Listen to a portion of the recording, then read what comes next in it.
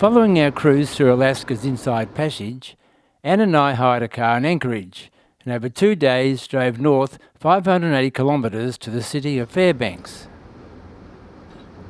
At Fairbanks, we joined a tour that would fly us over the Arctic Circle to the far reaches of the United States, to the Arctic Ocean.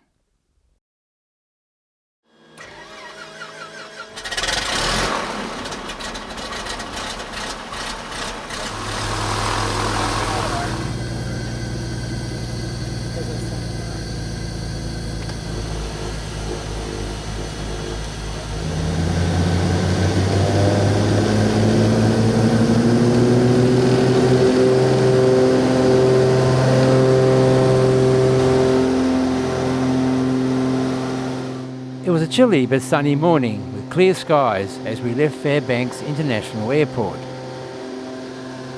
Fairbanks is one of Alaska's largest cities, and we intended to spend some time there when we returned.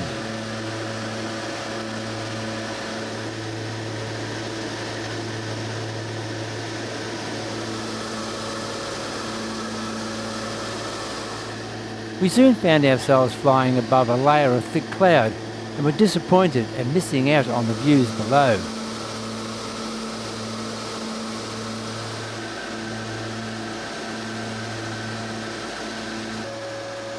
Luckily, as we flew over the Endicott Mountains of the Brooks Range, there were breaks in the cloud, which gave us the spectacular views we were hoping to see.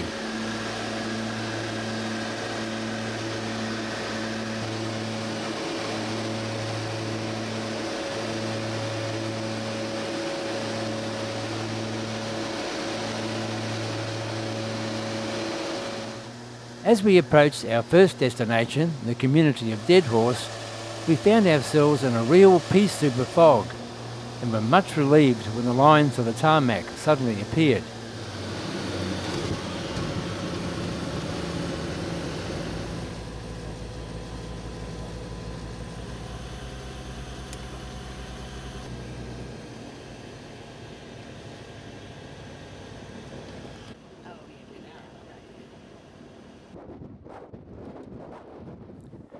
Once we changed some passengers, dropping off some and picking up others, and did what we had to do, we continued on.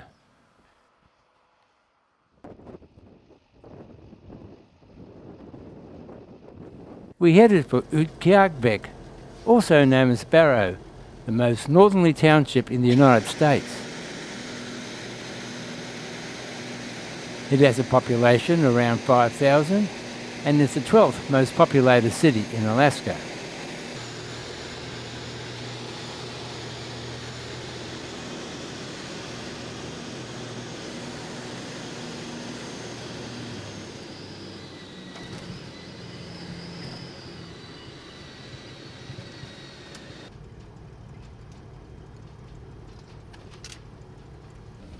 Welcome to Barrow.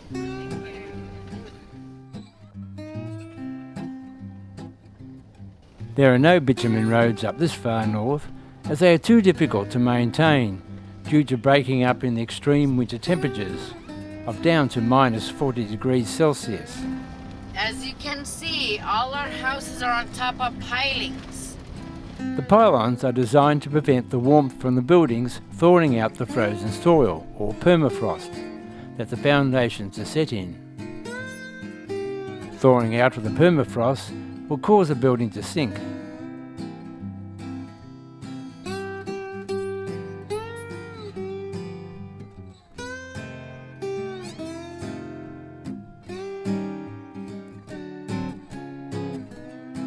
These are in fact holiday shacks where some of the locals spend their summer vacation.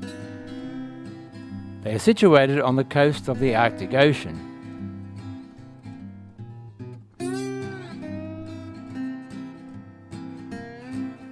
Not much boating going on here.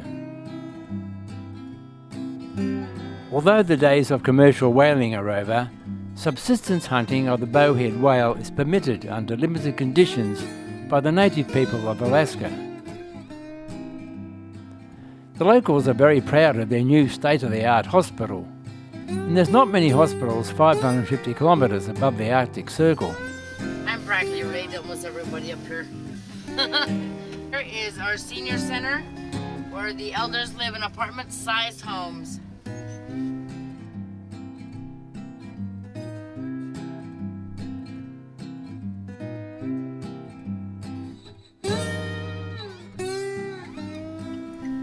We have 700 to 750 students. Right down here and behind it is our one and only ice rink. But it's only open during winter months.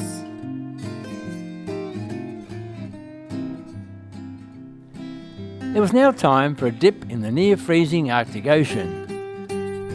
That is, a dip of the finger.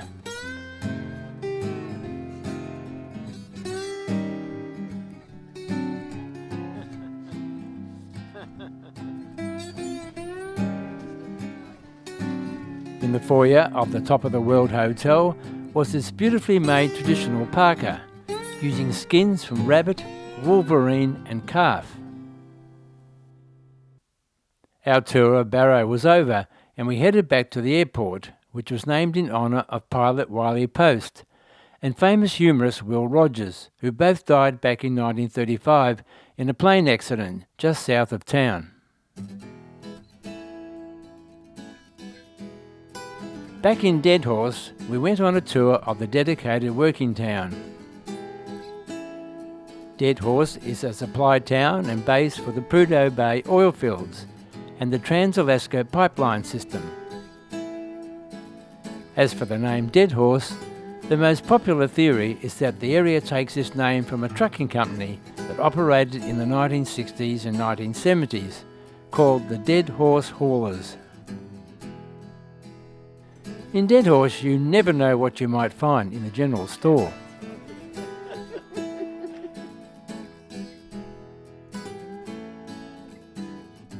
Mike, our guide for the next 2 days, fueled up for our trip back to Fairbanks, this time driving the only road south, the Dalton Highway.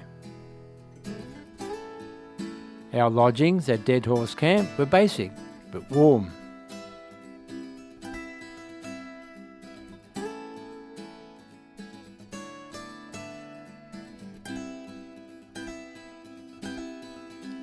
It was June, the middle of summer, but despite the sun never setting, we had no problems getting to sleep.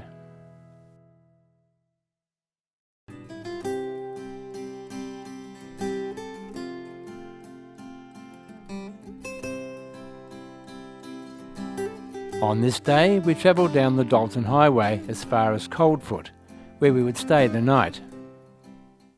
You know, it's hard to believe that this is an Arctic desert.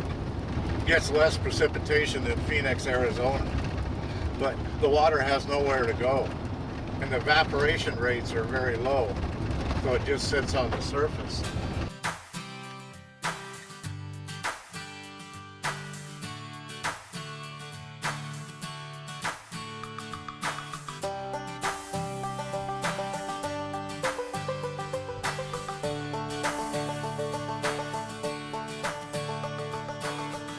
The James W. Dalton Highway was built as a supply road and to support the Trans-Alaska pipeline system in 1974. However, it was not until 1994 the public were allowed access to the entire length of the highway. At 660 kilometres long, the highway is one of the most isolated roads in the United States.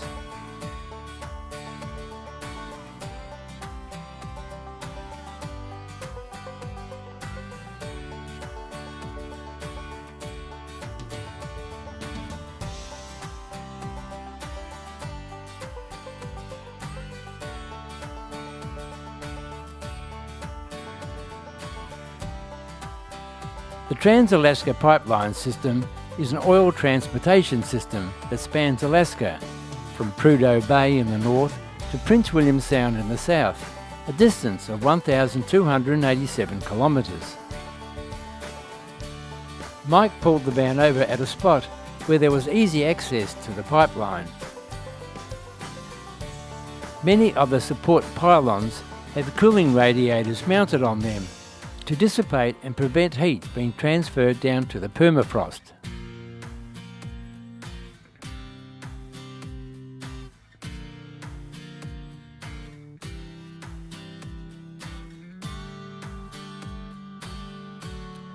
Mike demonstrated how close the frozen ground was from the surface by driving a metal stake into the ground.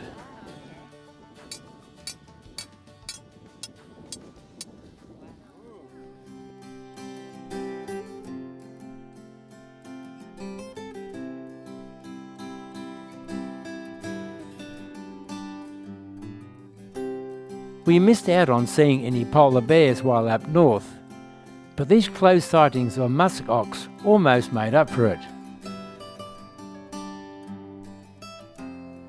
These giant, shaggy-haired, herbivorous bovines roam the Arctic tundra in search of the roots, mosses and lichens that sustain them.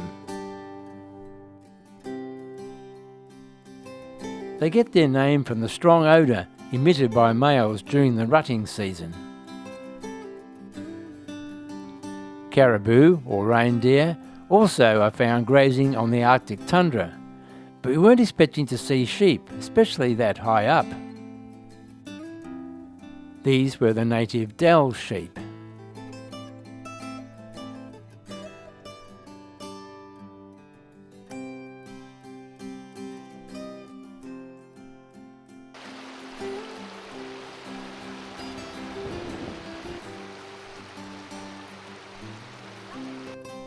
As we drove through the Attican Pass over the Brooks Range, we encountered snow again, as the elevation reached 1,400 metres.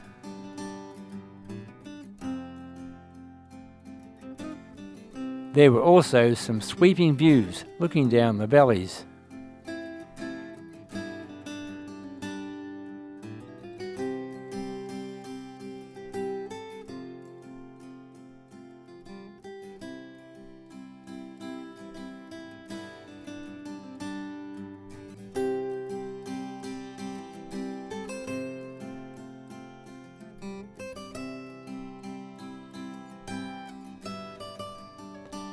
A landmark on the highway is Utqiagvik Mountain.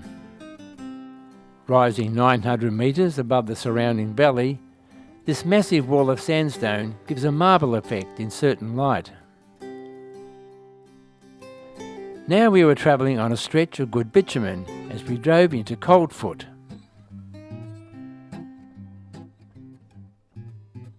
Our accommodation for the night was converted pipeline construction camp quarters. Present-day Coldfoot serves mainly as a truck stop and overnighter for tourists like us travelling on the Dalton Highway. A modern, informative visitor centre which caters for the tourist is a recent addition.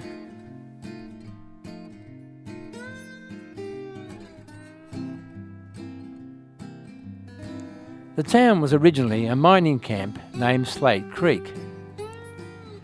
Around 1900, it got its present name when prospectors heading up the middle of Alaska got cold feet about travelling the further 500 odd kilometres to Deadhorse. The next morning, we backtracked 22 kilometres to the community of Wiseman. At last count, Wiseman had a full-time resident population of 12. The residents carry out subsistence living, relying on the land. We were given an insight into their interesting life with a tour of one of the properties. Wash them off. Don't wash them. Dry them off. Throw them down the cellar.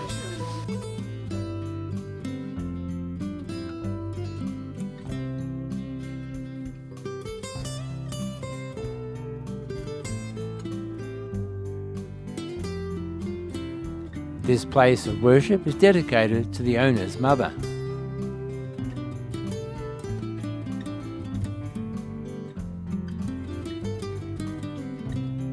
They also provide for the tourists with, among other things, sled dog rides, nature and wildlife tours, and photography tours of the Northern Lights.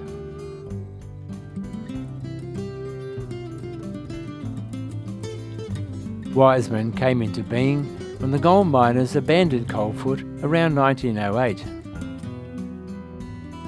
After our interesting time at Wiseman, we headed back to the road for our final leg to Fairbanks.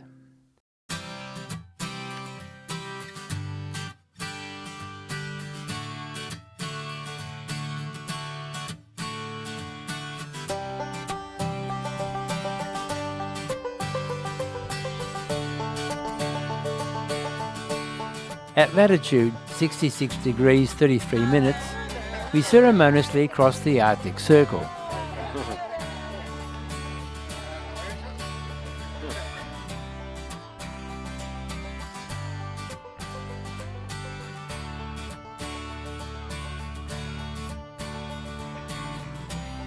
Our lunch stop was at Finger Rock, and then we headed for the Yukon River. At over 3,000 kilometres in length, the Yukon River is the longest river in Alaska and the Yukon. It was one of the principal means of transportation during the 1896 to 1903 Klondike Gold Rush.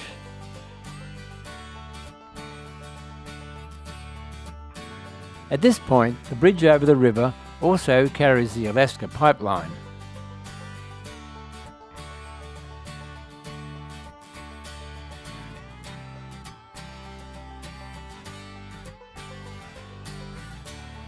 It was just another 90 kilometres of great views before we reached the southern end of the Dalton Highway.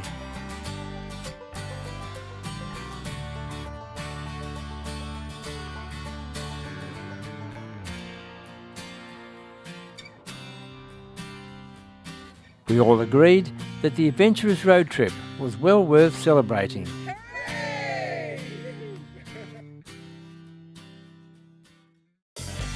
But our Alaska experience was not over yet. So join us in our next video where we drive south from Fairbanks, visiting the amazing Denali National Park with its scenery and wildlife,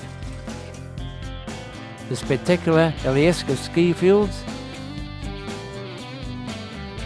and the vibrant city of Anchorage.